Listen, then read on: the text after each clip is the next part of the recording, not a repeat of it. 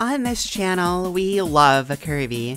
Most of what I upload is Kirby, most of what people subscribe for is Kirby the works. I think a lot about games that people who really like Kirby would also really like. Kirby's great and all, but you can't just play Kirby forever, right? Well, you absolutely can, and let's be real, you absolutely should, but variety is still the spice of life and all that good stuff. The funny thing is, though, there's been a franchise that's been a perfect fit for Kirby that doesn't get talked about nearly as much as it should. And no, it's not Fire Emblem, despite what the last 2.5 years of me making videos may otherwise lead you to believe. No, instead we are today talking about Klonoa.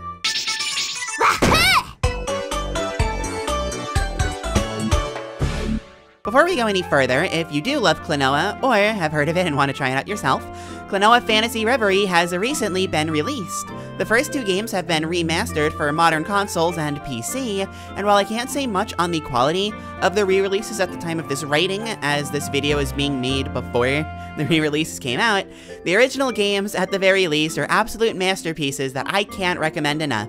If you think this video is an absolute masterpiece, well, thank you. But also, be sure to give the like button a big and press it. Ring that notification bell after subscribing, Klonoa 2 style, to be notified whenever I upload, and leave a comment below in Klonoese, or whatever that language is called. Or just do it in your native language, I'm not picky, and tell me what you think about Klonoa. For anybody watching who doesn't know what Klonoa is, you may be thinking, what is Klonoa? I mean, going from point A to point B there. It can only be done by the Queen of Inner Thoughts herself, Kirby fan. Or maybe the Moon Queen. No. This video is for people that may not know Klonoa. Let's stop with the Klonoa nods. To make a long story short, Klonoa is a pretty small series of platformers and spin-offs by Hideo Yoshizawa from Namco about this little fella named Klonoa. There's a lot to these games, but the basic mechanic that sets it apart is that Klonoa can grab enemies and use them for, shoot, all kinds of things. Mostly throwing and jumping off of them, but you'd be surprised at how much you can do with just those two ideas. I mean, I'm not entirely sure why enemies get so big when Klonoa grabs them, but I mean, Kirby can get all chunk when he inhales an enemy too, right? This is okay. So what's so great about this whole Klonoa thing then?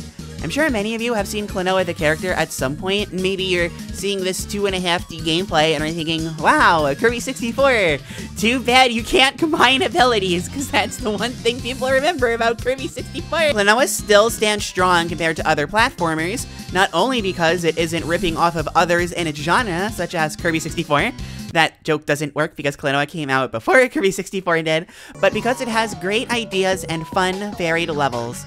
Klonoa 2 is definitely an improvement upon the first in a lot of ways, but regardless of which one you pick, there's always new ideas being tossed your way. Keeping this video as spoiler-free as possible, if we look at just the first two levels of the first game, Door to Phantomile, actually, let's not even waste that much time and just compare the first rooms of both of these levels. I'm man efficient today. For the first level, starting with a brief cutscene is cute, especially listening to the gibberish voice acting.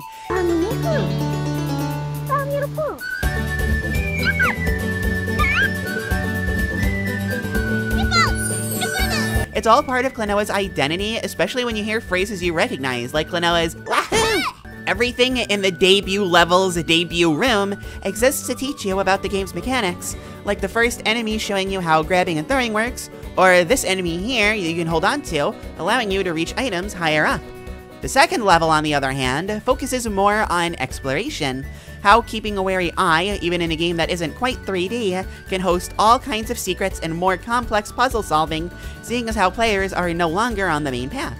For example, right away, players can find a bottom path with enemies and gems. Specifically, if there are a lot of gems in a small area, you get double the gems if you keep collecting them quickly enough. These have a very different focus from each other, but they both effortlessly show some of Klonoa's finer aspects. Level 1's first room, the charm and variance in the gameplay ideas, and we can't forget Klonoa's Wahoo! The first room of the second level, exploration and rewarding, speedier play. We'll get to Kirby, don't worry. I definitely wouldn't call Klonoa an overly cheery game that just kinda wears on you, like some cynicists may think after hearing me talk about the first room. And I wouldn't call it a particularly hard game with brutal puzzles either.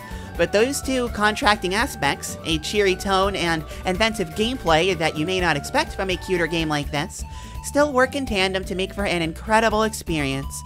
As the game, the entire series, goes on, they only get better and better, making for two unforgettable gems.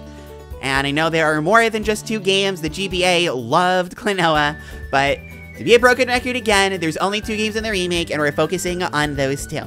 So with that groundwork laid, what is it about Klonoa that would make your average Kirby fan love it so much? I'm sure some of what I've already mentioned has already piqued the interest of some of you high-class Kirby fans out there. And, I mean, hopefully everybody else that's watching, to be frank. But can we compare it to Kirby even more? Well, you see, Kirby, these games, they almost all start with the letter K, and Klonoa, that also starts with the K, match made in heaven. Thanks for watching. To start, what with YouTube being a visual medium and all, just look at this. The main characters, they be cute. The enemies, they be cute. The colors, they be vibrant and bright.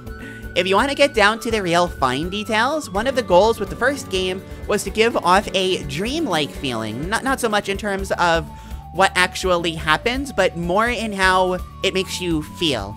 Kirby and dreams go hand in hand, Klonoa and dreams go hand in hand. It's basic math at this point.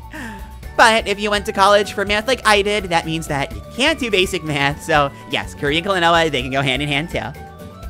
It stands to reason, with dreams being a big theme of both games, that the stories would be similar too, right? Kinda? See, while Kirby focuses a lot more on its storytelling, Klonoa actually focuses on its story. It's rare for a platformer to have an actual narrative, with a sequential series of successing... shoot, what else starts with an S? Events, but I think Klonoa pulls it off pretty well. It reminds me a lot of what a Kirby story would be if there was more of a focus on it, but one of the great things about Kirby is that the story is partially told through the game itself. It's less about the dialogue and more about the adventure. Both are important to each game, but the focus is shifted depending on which you're playing, which makes them interesting companion pieces. To get to the main topic now, of course, the gameplay. Not that long ago, I had described Klonoa as a very charming game that was never afraid to introduce new ideas to keep the gameplay fresh, despite Klonoa being a 2D game with a limited base moveset. I had a team of the most high-class English-speaking thesauruses pick that sentence apart in the perfect way to make it sound like I was describing a Kirby game for a darn good reason.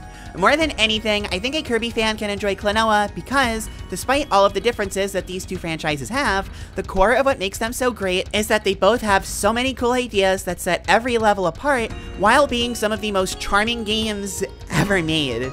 And for the real Kirby fans out there, you know how those games have this really great tendency to have the really randomly dark moments that stand out so much because Kirby's reputation is so cute and cheery? Yeah, Klonoa's got those too. Both of these games have those in spades, especially the sequel. Now, to go into a quick tangent to lead into my next main point, from what I've observed over the years, I noticed the two kinds of people that are the most into both Kirby and Klonoa are the people who really dig the aesthetic and the characters, and the people who really get into the gameplay.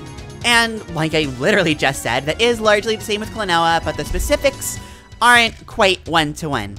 For gameplay, while they're both very exploration-heavy with similar movement and pacing, Kirby's all about freedom of expression, doing what you want with little restrictions. Klonoa, polar opposite. Klonoa's best compared to Kirby's Dreamland in that regard. No copy abilities, a pretty basic moveset, and levels designed around what your character can do at base.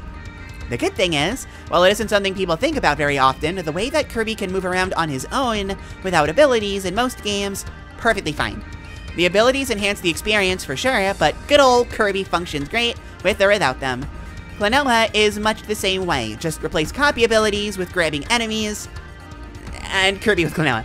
Klonoa on his own feels great to control, but your options skyrocket once you factor in what he can do with enemies. I'm gonna let the footage speak for itself on this one. I've given a few examples in the video already on why Klonoa is so heckin' good, so if you're not watching the video and you're just listening to it, call out, folks. Now, I do want to make one thing perfectly clear. These aren't the exact same games. I think Klonoa is a far more dynamic experience with a strong emphasis on story and narrative impacting the game you're playing, but Kirby is a far more consistent game with much higher highs. If you saw that specifically, I uploaded this video and figured, wow, Klonoa must have great boss fights if Kirby fan, or Claire if you're here from Twitch, I don't judge, is comparing it to Kirby, then sorry to disappoint you. That's all I'll say since I actually want people to play these games, although I will say Klonoa 2 is actually much better off in the boss regard than Klonoa 1. Still never to the insane heights that Kirby bosses can go, but better than the first game. Yeah. My point is, I don't want people going into Klonoa expecting this great Kirby game they've never played. That's not the point. What I'm trying to say is that there's a very similar feeling that you experience playing Klonoa that you feel when playing Kirby. Where these feelings take you, well, that depends on which of these games you're playing specifically.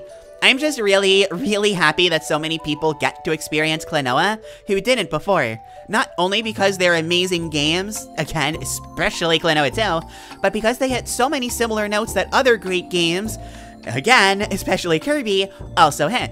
If you love Kirby, which I'm assuming you do since you're watching my videos, please go check out Klonoa. Get Phantasy Reverie. I mean, unless it's bad, which I highly doubt, but on the off chance it is, just get those first 2 games. They're something special. With that, I have been Claire, Kirby fan. Thank you all so much for watching the video, and I will see you in the next one. Bye!